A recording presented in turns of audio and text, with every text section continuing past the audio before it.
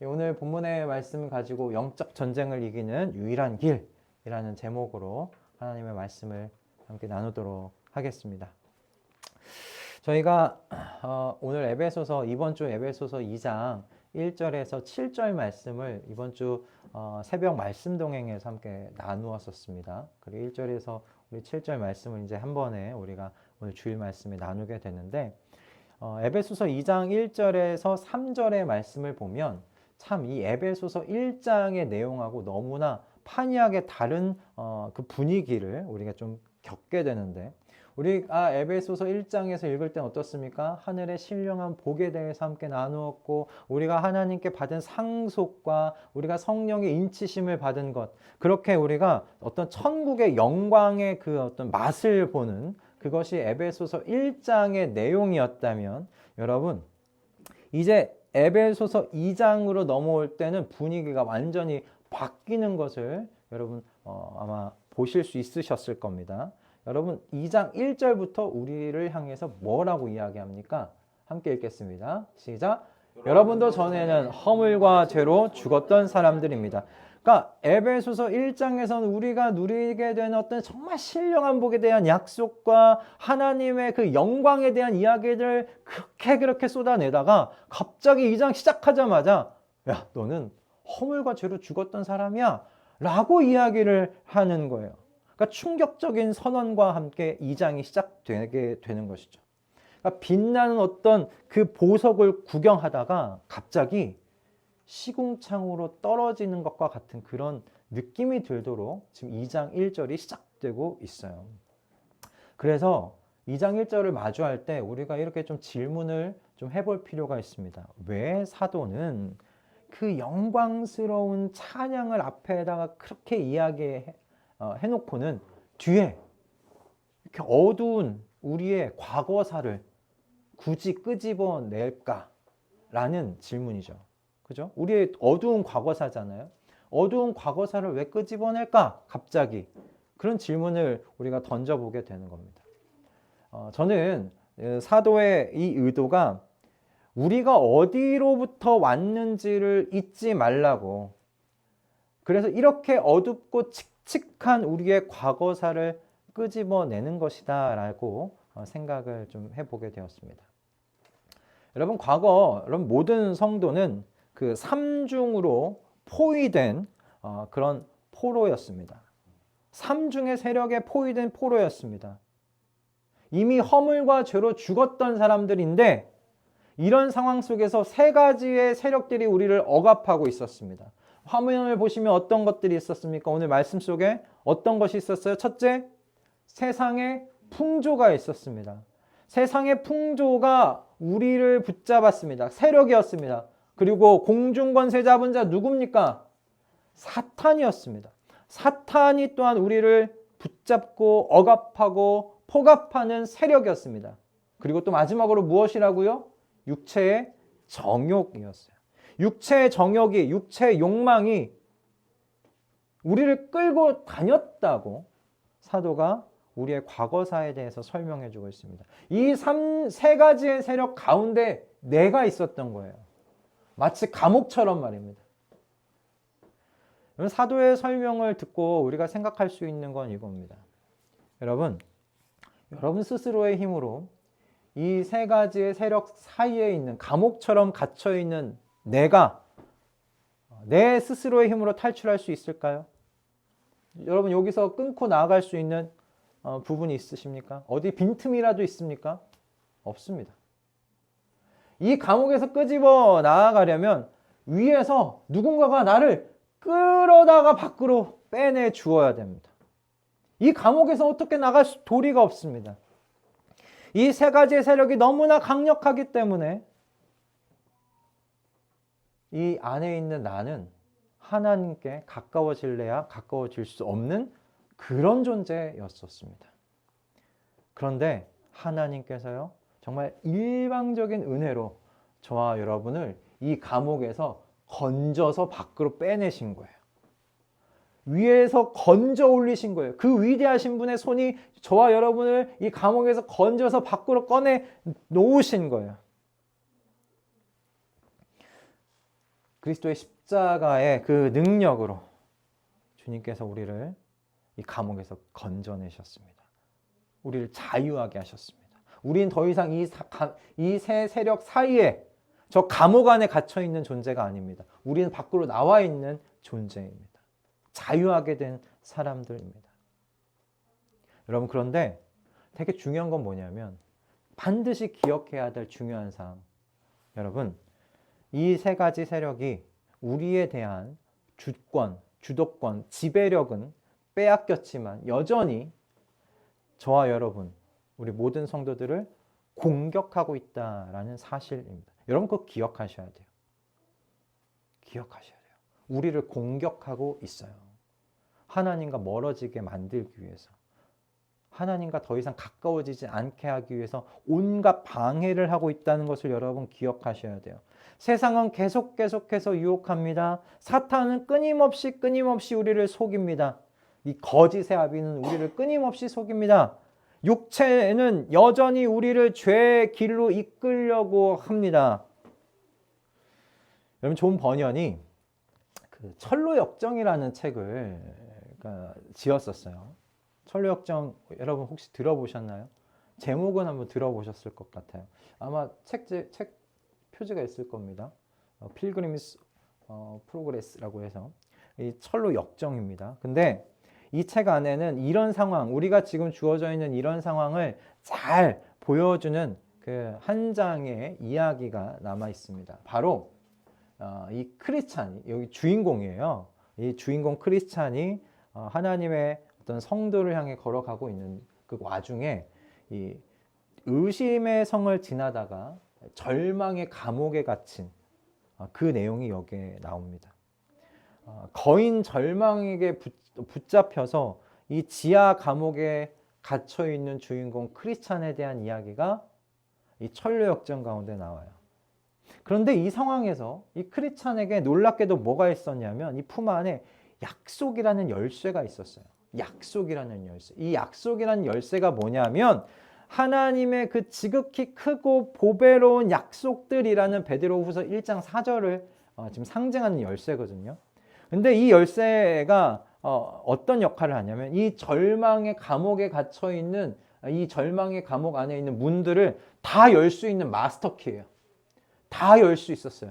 그런데 그 열쇠가 내게 있는지 잊어버린 채로 절망의 감옥에 갇혀서 끙끙 앓으면서 고통당하고 있었던 거예요, 크리스찬이. 그러다가 맞다. 내게 열쇠가 하나 있었지. 기억하고 그 열쇠를 가지고 감옥을 열고 나온 겁니다. 저는 이 이야기가 오늘날 우리 모든 성도들, 많은 성도들의 신앙생활의 민낯을 들추어내는 이야기라고 생각이 들었어요. 우리는 이미 그리스도 안에서 승리자로 부름을 받았습니다. 그리스도께서 승리하셨고 그분과 한 몸이 되어서 그분의 승리가 우리의 승리가 되도록 된 사람들입니다. 예수 그리스도의 승리를 우리는 함께 누리는 사람들입니다. 하나님의 자녀라는 놀라운 신분을 가진 사람들입니다. 그런데 우리는 너무나 자주 이런 사실을 잊고는 해요. 잊어버려요. 연약함에 빠질 때, 실패를 경험할 때, 죄책감에 사로잡힐 때, 두려움이 엄습할 때 우리는 마치 어떤 사람들이 되는가? 패배자처럼 살아가요. 승리자인데 패배자처럼 살아가요. 독수리인데 난 날 수 없는 존재라고 생각하는 것처럼 우리에 갇혀 살아가요. 다구리에 난 닭인가 보다 하고 살아가는 거예요. 독수리가. 마치 이 크리스찬처럼 승리의 열쇠를 품에 안고 있었으면서도 절망의 감옥 가운데 갇혀서 신음하고 있는 그런 모습이죠. 여러분, 하나님께서 저와 여러분이 그냥 단순히 구원받는 것으로 하나님은 끝내려고 하지 않으세요. 승리자의 영광 가운데 승리자의 영광을 누리면서 그렇게 우리 본향을 향해 가잖아요. 그죠? 여기가 우리 집 아니잖아요. 이 지금 살아가고 있는 이 세상이 우리의 집이 아니잖아요. 우리에게 약속해 주신, 우리를 위해 마련해 놓으신 하나님의 우리를 향한 집이 있잖아요. 우린 그 집을 향해 가고 있는 사람들이잖아요. 승리자로 살면서 본향에 이르기를 하나님 원하세요. 패배자처럼 살다가 세상에 주눅들어 그렇게 살면서 본향에 겨우 당도하는 그런 모습을 하나님 원하지 않으세요. 저는 오늘 본문이 바로 그 길을 보여주는 본문이라고 생각이 들었어요. 어떻게 우리가 날마다 승리하면서 살 수 있는지, 어떻게 영광에서 영광으로 나아갈 수 있는지를 오늘 본문이 우리에게 가르쳐주고 있다 싶었습니다. 오늘 이 말씀을 통하여서 승리자의 영광 안에서 하나님의 왕의 자녀로서의 그 품위와 기품을 가지고 살면서 우리 본향을 향해 함께 나아가는 우리 모두가 되기를 주님의 이름으로 축복합니다. 아멘. 자, 이제 우리의 과거를 조금 좀 깊이 들여다볼 시점입니다. 왜 바울 사도가 영광스러운 구원의 그 선포 후에 굳이 우리의 그 어두운 과거사를 들추어냈는지 좀 상세히 좀 이야기를 좀 나누었으면 좋겠다 싶습니다. 먼저 좀 생각할 것은 첫 번째, 우리를 둘러싼 첫 번째 세력입니다. 세상의 풍조입니다. 세상의 풍조. 이 세상의 풍조를 따라 살고, 여러분, 우리는 세상의 풍조를 따라 살았던 사람이라고 사도 바울은 이야기합니다. 여러분, 우리가 예수님을 다들 제대로 믿기 전에 어떻게 살았는지 기억이 안 나실 수도 있는데, 우리의 지금 삶에 문득 나타나는 삶의 모습을 좀 생각해 보면 알 수 있을 것 같아요.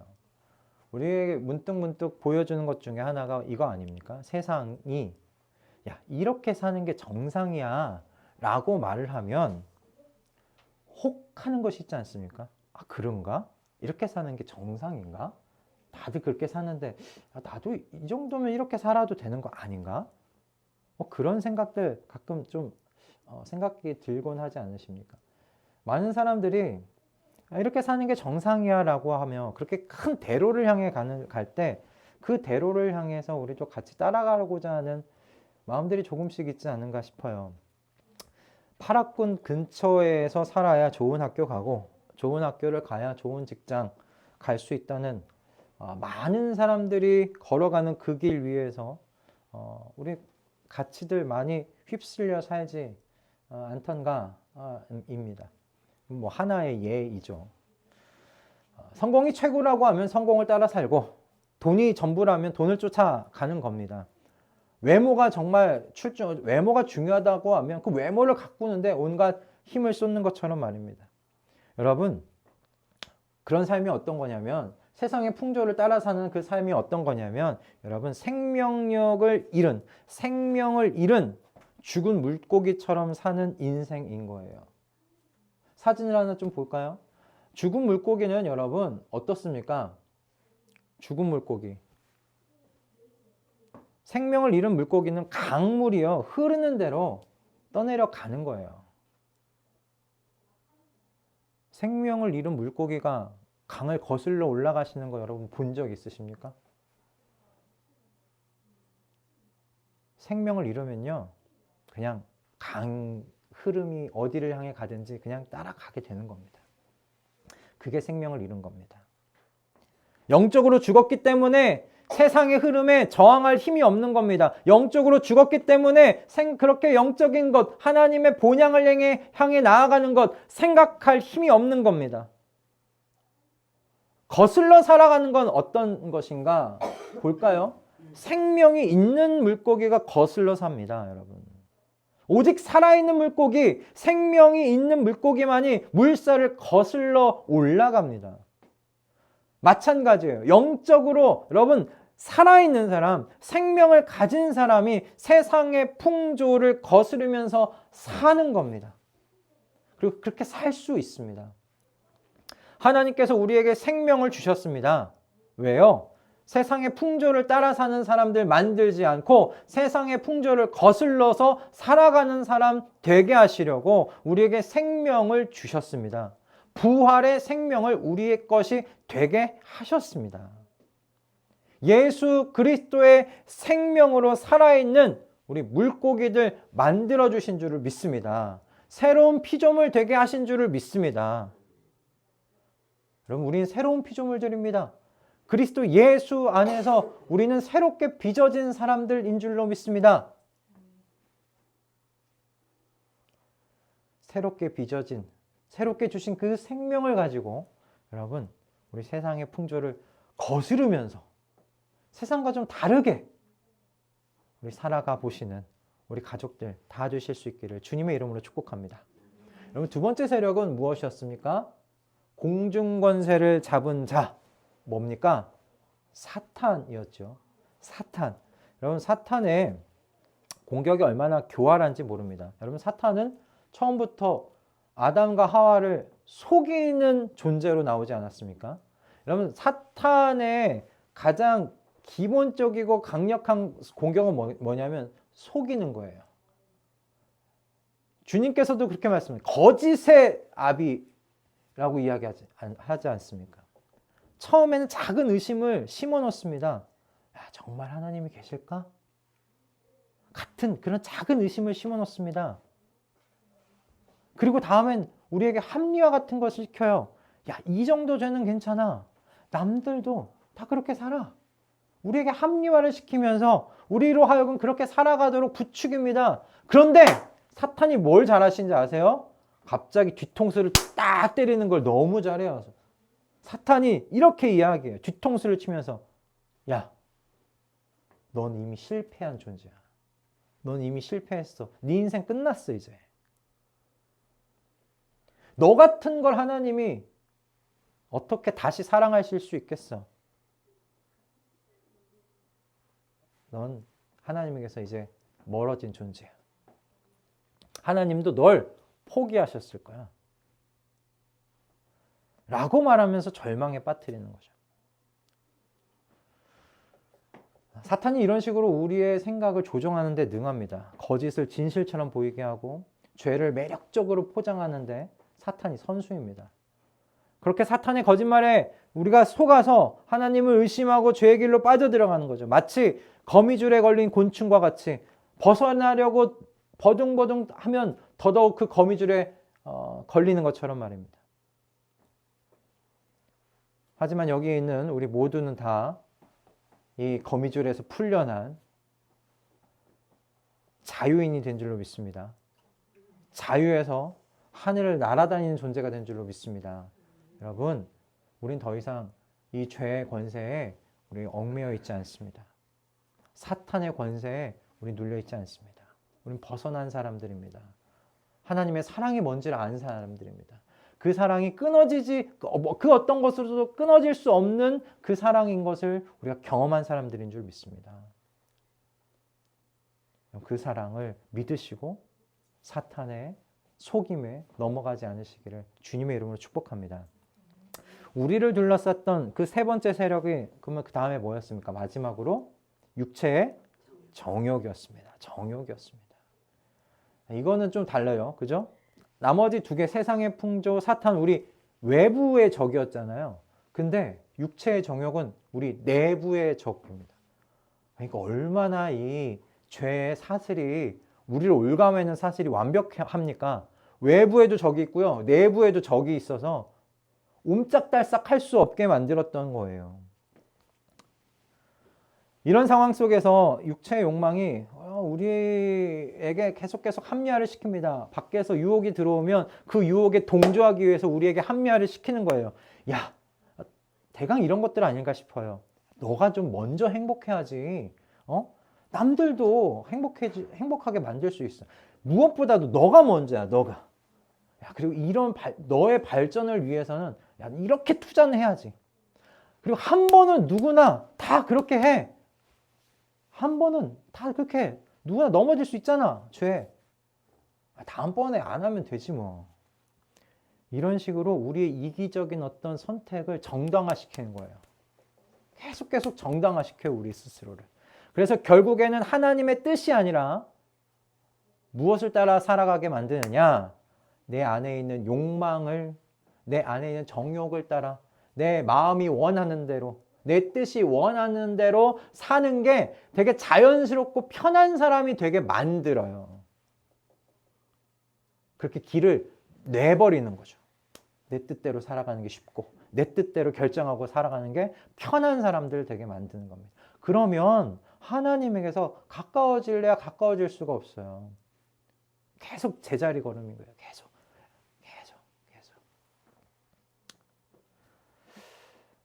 저는 우리 모두가 다 이제는 내 욕망이 아니라 주님의 갈망을 이루어드리고 싶다는 우리의 마음에 어떤 그 욕심들, 그런 새로워진 마음들, 그걸 다 갖고 있는 우리 가족들 되신 줄 믿습니다. 우리 모두가 다 마음을 한번 다시 살펴보시고 우리의 마음을 점검했으면 좋겠어요. 내 마음에 하나님의 갈망을 이루어드리고 싶은 그렇게 새로워진 정욕이 있나? 그런 욕심이 있나? 내 갈망이 아니라, 내 목표가 아니라 하나님의 갈망을 이루어드리고 싶은 목마름이 있나? 우리 오늘 하루, 이 주일 우리 자신 한번 살펴보면서 하나님의 마음을 이루어드리는, 하나님의 갈망을 이루어드리고 싶어하는 목마름이 내게 있기를, 그리고 그 목마름으로 살아가기를 기도하는 또 이 주일 되시기를 주님의 이름으로 축복합니다. 아멘. 그런데 여러분, 우리가 이렇게 놀라운 세 가지의 큰 세력 가운데서 하나님의 은혜로 우리가 구원을 받았습니다. 그리스도의 십자가가 이 감옥 가운데 있는 나를 끄집어내어서 감옥 밖으로 우리를 자유하게 만들어 주셨습니다. 이제 더 이상 이 세력들이 과거처럼 우리를 지배할 권한이 없어요. 왜요? 우리는 밖에 나가 있으니까. 권세를 휘두를 수 없습니다. 우리를 향해서. 하지만 기억해야 될 건 이 세 가지 세력이 우리를 지금도 유혹하고 공격한다는 것이죠. 여러분 기억하십시오. 끊임없이 우리를 유혹합니다. 끊임없이 사탄 우리를 속입니다. 그리고 육체는 여전히 우리의 마음 가운데서 계속 기회만 보면 좀 저렇게 살아. 다 그렇게 살아. 너도 그렇게 좀 살아도 괜찮잖아. 라고 하면서 우리를 이끌어갑니다. 그렇게 우리는 구원받았지만 뭐 하고 있냐면 영적으로 우리는 전쟁 중에 있습니다. 여러분. 그래서 알아야 될 건 뭐냐면 어떻게 이 전쟁 중에서 승리자의 영광을 누리면서 우리가 본향을 걸어갈 것이냐라는 것이죠. 이 승리의 비결이 무엇인가? 여러분, 이 승리의 비결은 바로 하나님의 은혜입니다. 은혜예요, 은혜. 은혜를 아는 것, 은혜를 기억하는 겁니다. 에베소서 2장 5절부터 6절의 말씀을 보면 하나님의 은혜를 사도 바울이요 세 가지의 동사로 설명하는 것을 볼 수 있습니다.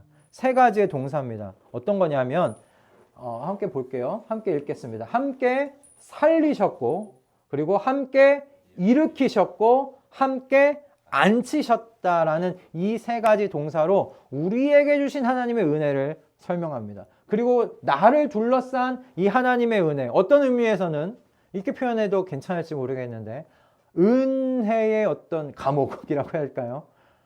은혜의 그 틀 안에 우리를 하나님께서 딱 보호하고 계시는 그런 모양입니다. 은혜의 권세 아래에 있는 내가 된 것이지요. 함께 살리셨고는 여러분, 그냥 여러분이 단순히 내가 다시 살아났다는 것, 우리가 죽고 하나님의 나라에서 살게 될 것이라는 그 정도의 의미가 아닙니다. 이 함께 살리셨고는 아침에 우리가 함께 이번 한 주간 볼 로마서 말씀과 똑같습니다. 예수 그리스도와 우리가 한 몸이 되면서 예수 그리스도를 살아나게 하신 바로 그 생명과 똑같은 생명을 우리가 같이 누린다는 거예요. 함께잖아요. 함께 살리셨고 다른 생명이 아니에요.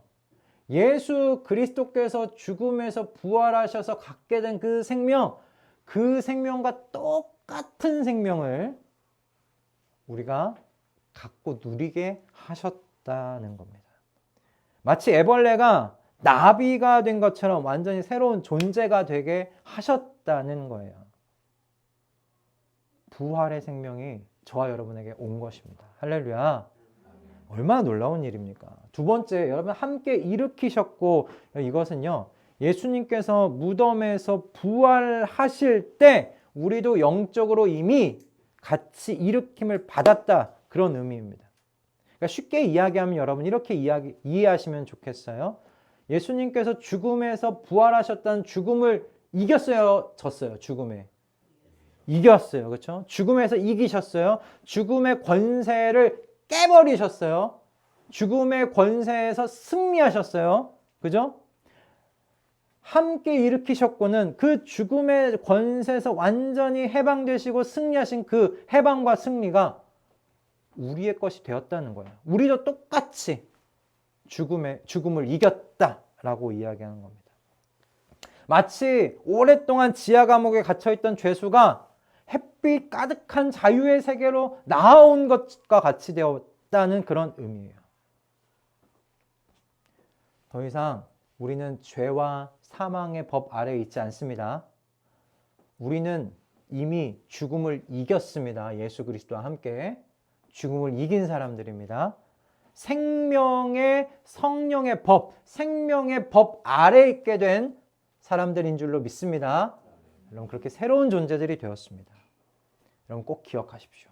그리고 마지막으로 하나님께서 우리에게 주신 마지막 은혜의 고리는 무엇이냐면 함께 앉히셨다는 거예요. 함께 앉히셨다. 예수 그리스도께서 지금 어디에 앉아 계세요?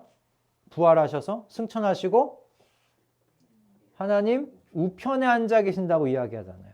하늘 보좌에 앉아 계신다고 하잖아요. 그런데 함께 앉히셨대요, 여러분. 저와 여러분 지금 어디에 앉아 있느냐? 예수 그리스도께서 앉아 계신 그 보좌 곁에 우리도 함께 앉아 있는 존재들이 되게 하셨다는 거예요. 이게 무슨 말이에요? 하나님의 오른편에 앉아 있게 하셨는데 그 보좌 우리 주변에 앉아 계신다, 앉게 하셨다. 우리 지위가 완전히 바뀌었다는 거예요, 여러분. 신분과 지위가 완전히 바뀌었다는 거예요.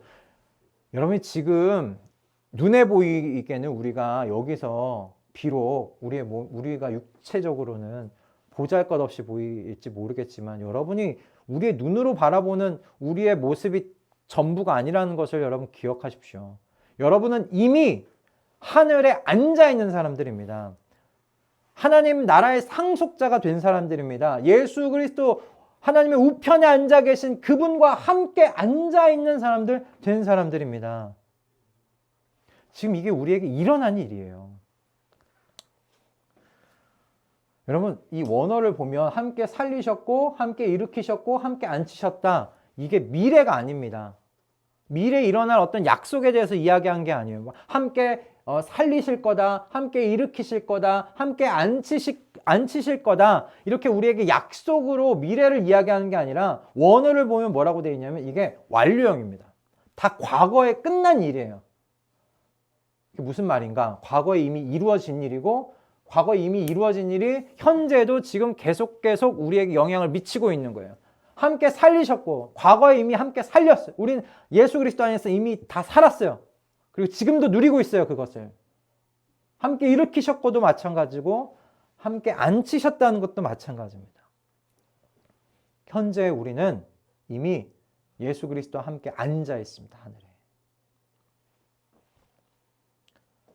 여러분 이거 여러분의 노력으로 얻어내신 겁니까? 하나님께서 얻게 하신 겁니다. 은혜로. 일방적인 은혜로 이루어진 일입니다. 여러분 하나님께서 우리에게 이와 같은 큰 은혜를 주신 이유는 저와 여러분이 승리자로서의 영광을 잃지 않고 오늘 우리의 삶 가운데 있는 이 영적인 전쟁터를 정말 휘파람을 부르면서 담대하게 걸어갈 수 있게 하시기 위해서 이와 같은 완전한 은혜를 우리에게 내려주신 거죠. 얼마나 하나님께서 우리에게 주신 은혜가 완벽하고 완전한 것인지 우리를 얼마나 이 은혜가 보호하고 둘러싸고 보호하고 있는지를 사도 바울이 그렇게 표현하고 싶어서 함께 우리를 살리셨다, 함께 우리를 일으키셨다, 함께 우리를 앉히셨다고 3번이나 다른 표현으로 하나님의 은혜를 이렇게 지금 표현하고 있는 거예요.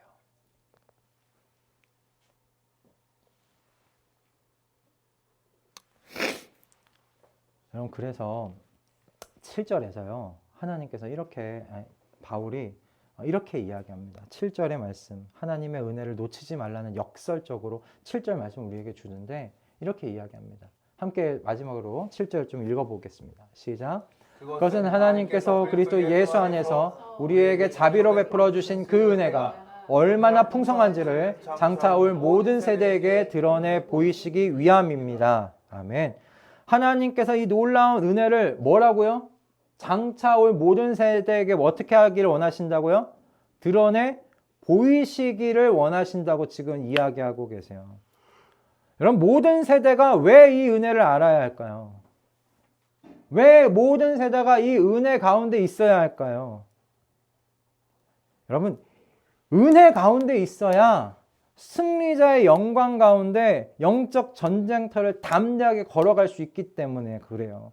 은혜 가운데 있어야 이 세 가지 세력들로부터 우리가 보호를 받고 그 세 가지의 권세, 그 세 가지의 세력들이 우리에게 더 이상 어떤 권세도 행할 수 없기 때문에 그래요.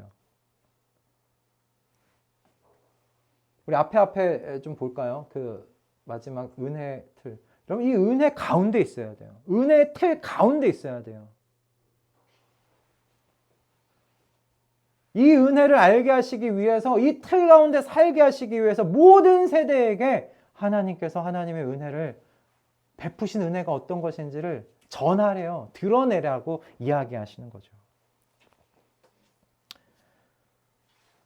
여러분, 은혜를 잊으면 세상의 풍조에, 사탄의 속임에, 그리고 이러한 것들에 육체의 욕심이 반응하는 것 막을 도리가 없습니다. 은혜 밖에 있으면 우린 못 막아요. 그러므로 여러분, 우리의 일이 무엇이냐? 우리의 일이 무엇이냐? 눈에 보이는 죄와 싸우는 게 아닙니다. 눈에 보이는 죄와 싸우는 게 아니고요. 죄를 짓지 않으려고 싸우는 게 아니고요. 우리가 해야 할 일은 은혜를 기억하는 겁니다. 은혜의 감사 속에서 살아가려고 애쓰는 겁니다. 함께 살리시고 함께 일으키시고 함께 앉히셨다는 이 은혜의 틀 가운데 우리를 놓는 겁니다. 거기서 벗어나지 않도록 싸우는 일입니다. 그것이 우리가 해야 할 일입니다.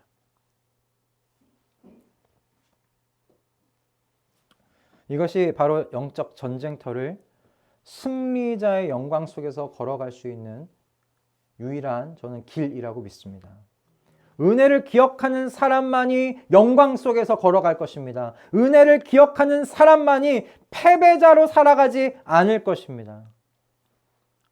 여러분, 우리는 이제 예배 마치고 저 문을 나가는 순간부터 또 영적 전쟁을 치를 겁니다.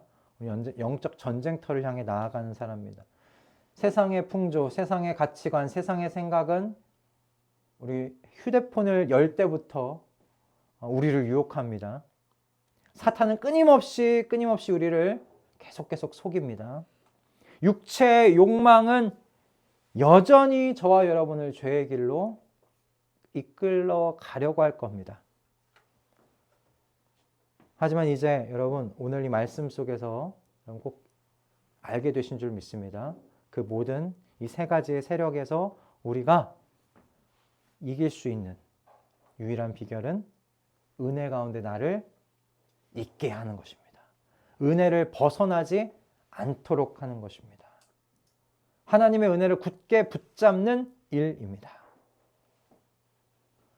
히브리서를 쓴 기자는 우리에게 이렇게 이야기합니다. 피 흘리기까지 죄와 싸우지 아니하였다라고 말입니다. 그렇게 도전합니다. 여러분, 우리가 싸워야 할 것은 우리 마지막에 말씀드린 대로 은혜를 잊어버리는 바로 그 죄와의 싸움입니다. 눈에 보이는 죄와 싸우려고 하지 마세요. 앞에 분노하는 사람과 같이 분노하면 싸우려 하지 마세요.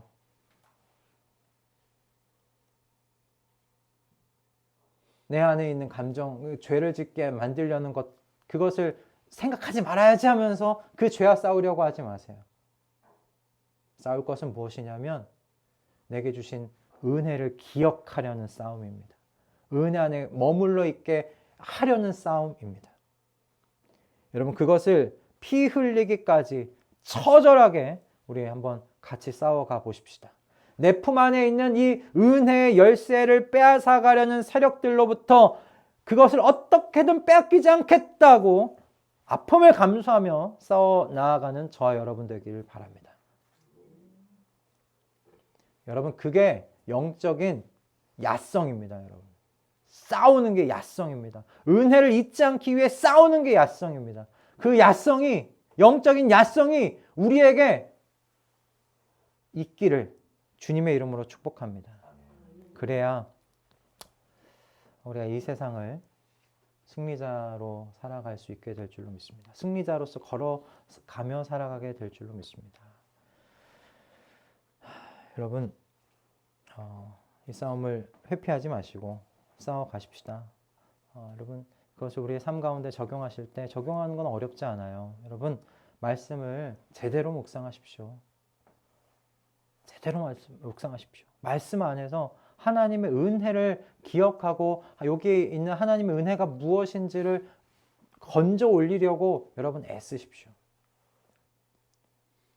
성경의 이야기를 기억하려고 하지 마시고 이 안에 있는 하나님의 은혜가 뭔가, 하나님의 마음은 뭔가 그것을 건져내시려고 하십시오. 하나님의 목적은 모든 세대가 하나님의 풍성한 은혜를 보고 알게 하시는 겁니다. 그 은혜를 붙잡으시고 기도로 그 은혜를 붙드시고 또 예배를 통해서 은혜를 경험하시는 저와 여러분 되어지기를 바랍니다. 그래서 여러분, 우리에게 주신 이 하나님의 은혜의 경험이 우리 대에서 끝나는 게 아니라 우리 다음 대까지 이어갈 수 있도록 그것이 흘러갈 수 있게 만드는 우리 모든 가족분들 다 되시기를 주님의 이름으로 축복합니다. 아멘. 매일 승리의 그 영광 속에서 함께 걸어가는 우리 가족들 다 되시기를 주님의 이름으로 축복합니다. 아멘.